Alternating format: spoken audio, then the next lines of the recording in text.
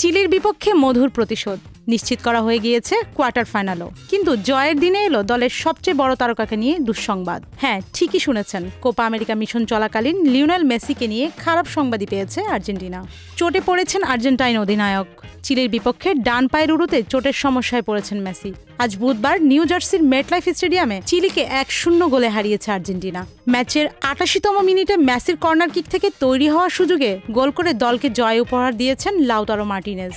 এই ম্যাচটিতেই 24তম মিনিটেই প্রথম ডান পায়ের উরুর সমস্যা দেখা যায় মেসির। এরপরেও মাঠেই প্রাথমিক চিকিৎসা নিয়ে খেলা চালিয়ে যান তিনি। তবে খুব একটা ছন্দে পাওয়া যায়নি দলের অন্যতম তারকাকে। ম্যাচ শেষে যদিও নিজের চোট নিয়ে দুশ্চিন্তার কথা বলেননি মেসি। তিনি বলেছেন, আমি চোট নিয়ে চিন্তিত নই, পুরো ম্যাচ শেষ করতে পেরেছি, আশা করি এটি গুরুতর কিছু হবে না।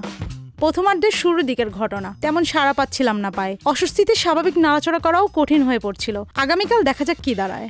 এছাড়াও মেসি জানান তিনি নাকি প্রথম ম্যাচ থেকেই জ্বর এবং গলা ব্যথায় ভুগছিলেন।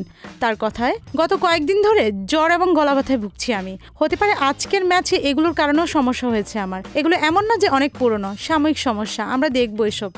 সব মিলিয়ে স্বস্তিতে নেই মেসি। তিনি স্বস্তিতে না থাকলে যে দলও অস্বস্তিতে পড়বে সেটা আর বলার অপেক্ষা রাখে না। আপাতত সুস্থ মেসিকেই সবুজ গালিচায় ফিরে পাওয়ার অপেক্ষায় 3 বারের বিশ্ব চ্যাম্পিয়নরা।